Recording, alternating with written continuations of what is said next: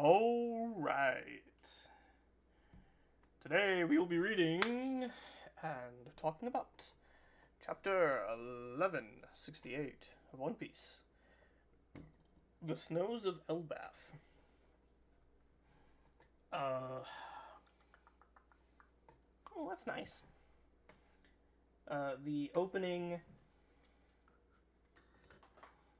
picture, the reader request picture, is a family of sheep knitting Hachan's 6 gloves by Miss Fuji. Let's get into the actual story itself. Okay. Oh, whoops. There we go. 15 years ago, around the world. Okay, so random places around the world 15 years ago. News about the giants in the Navy, making the way around the world, that's good. People not fearing them as much, that's good.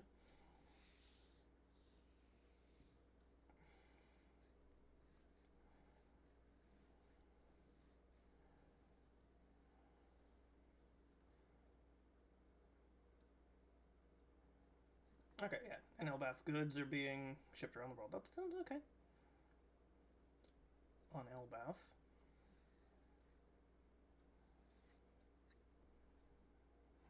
I think that we should build a cruise ship so that we can travel freely to our fellow nations, to the rest of the world. We are just a very curious minority. There's so many different peoples and so many different countries. Each have cultures worthy of respect, and we come into contact with them. Elbaf will gain more friends and more wisdom. Okay, that's a good thing.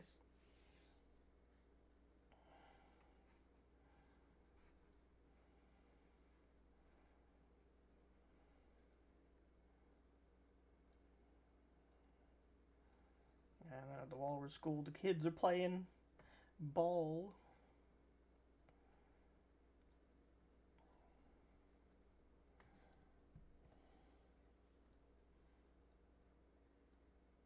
Oh, okay, he's talking to Harold. Don't it scare you? Think about what you're losing.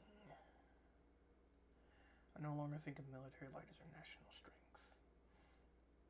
Ida taught me everything I know. Okay, Ida's officially dead by this point. Okay. Ida taught me everything I know. The fact that I met her is my lifelong treasure. Obviously, her grave is covered in flowers. I'm assuming from more than just Harold, because it's multiple bouquets.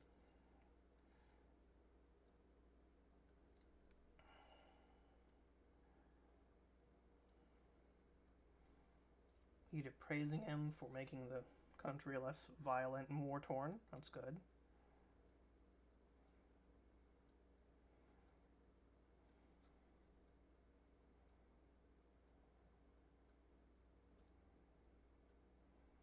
Okay. Throwing out your bad habits is a good thing.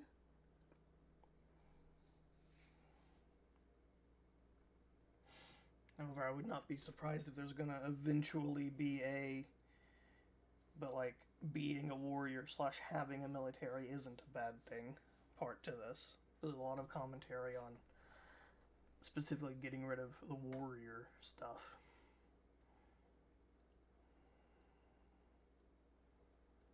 Hey, okay, never mind. Should have just literally read Ida's next words. I like warrior's pride. I think it's cool. You want to treasure your culture.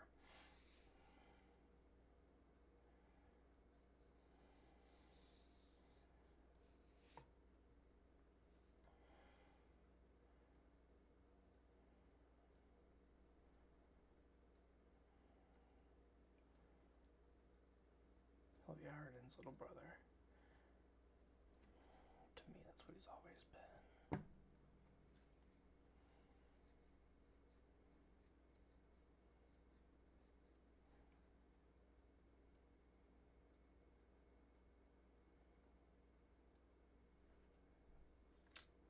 Very soon we'll be connected to the rest of the world, and our world will grow to be to be millions of times larger than before. Then we'll do what we used to do and go traveling all over.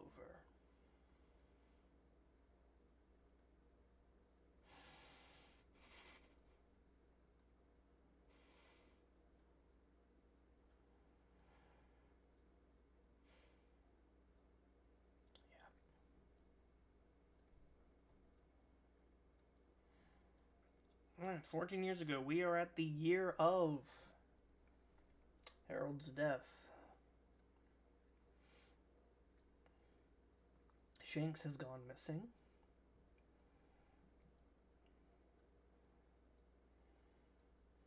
And his backup means you have a golden opportunity. Okay, so Harold was Shanks' backup, I guess? And is being given the opportunity, I'm assuming, to become knight or learn more about stuff. The Great One trusts you. What a long haul it's been. Now you'll be known as the king who changed Elbaf history forever. I plan to abdicate the throne. Someone younger and purer deserves to be our new king.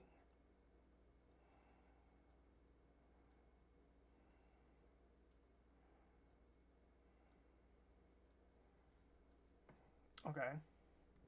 I guess to see Moo doesn't want him to stop being king necessarily, but is giving him strength and changed the mark. Interesting.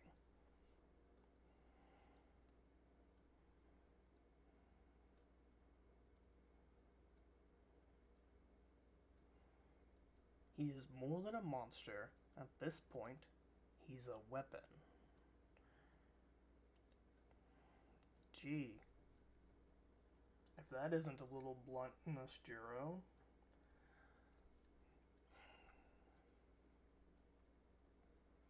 Okay, so Knight and higher have the immortality. That's good to know.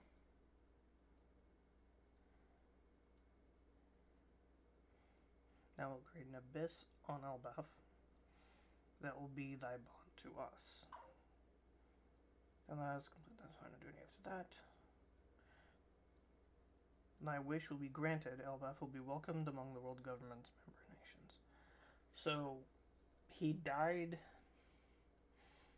before he finished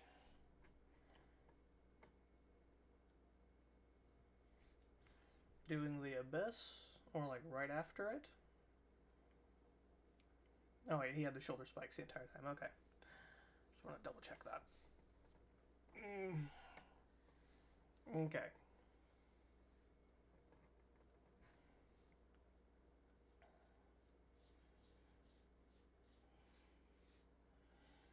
Use thy entire country to form an army of warriors. Thou build a giant fleet to rival the navy and act for the benefit of the world. I've been doing all this to help Elbaf escape the cycle of fighting. Of course, I've always intended to allow those who wish to enlist the navy to do so, but not like this. Thou saidst history would be atoned for. Thou saidst thou wouldst be a slave. Yes, but only myself.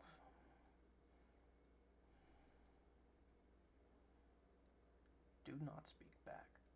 Thou canst not disobey Moo. Those who have accepted the Depths Covenant are given immortality and strength, but they must obey orders in return.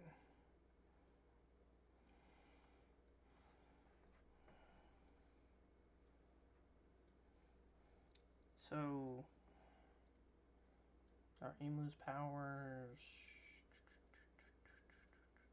more contractually based? That'd be pretty cool. There aren't a whole ton of characters that are like the final big bad who have that as a thing, if that is the case. Guards to arms.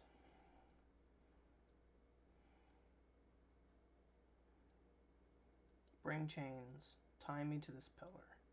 Act quickly. Call Chief Jarl and my sons.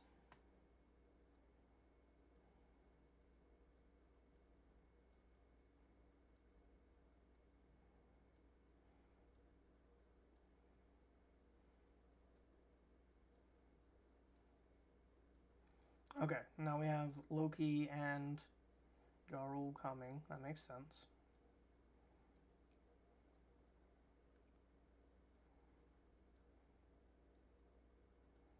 Okay, so we don't get to see exactly what happened in this chapter, but we do see when it happened. Right before it happened. So Emu was controlling him.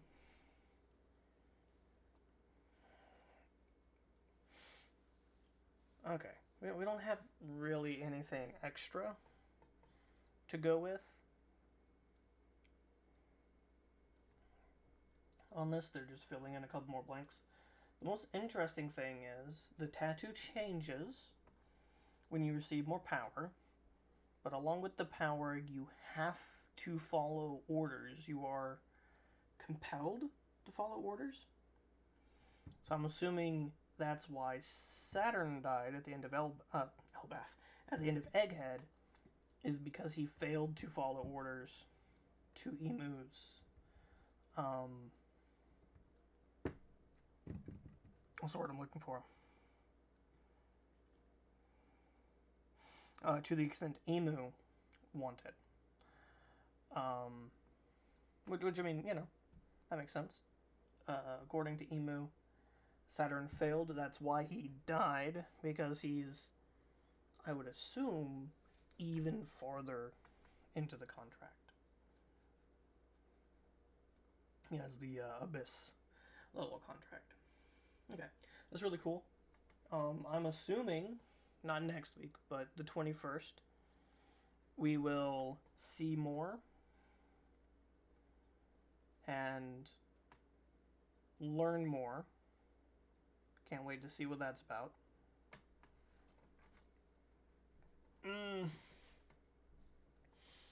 I'm assuming,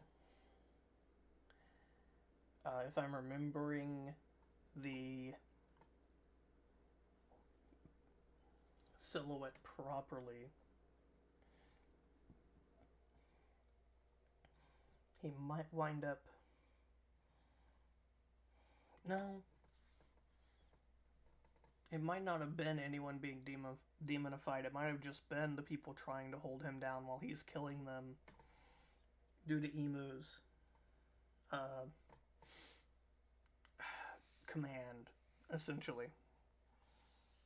And then Loki and Jarl get in there. Jarl gets the sword in his head, and Loki is blamed for his father eventually dying, which means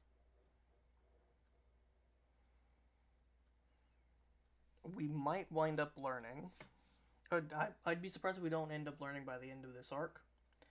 But by the end of this flashback, we might end up learning how to kill someone with the immortality. I'm assuming that's what we're going to be learning. Yeah, my phone keeps going off. Okay, yeah. Let me know if there's anything else on the chapter that I missed or that's worth talking about. Or just your thoughts, if you have any differing thoughts. Or anything you want to emphasize that I talked about, by all means. Until next time, be yourself.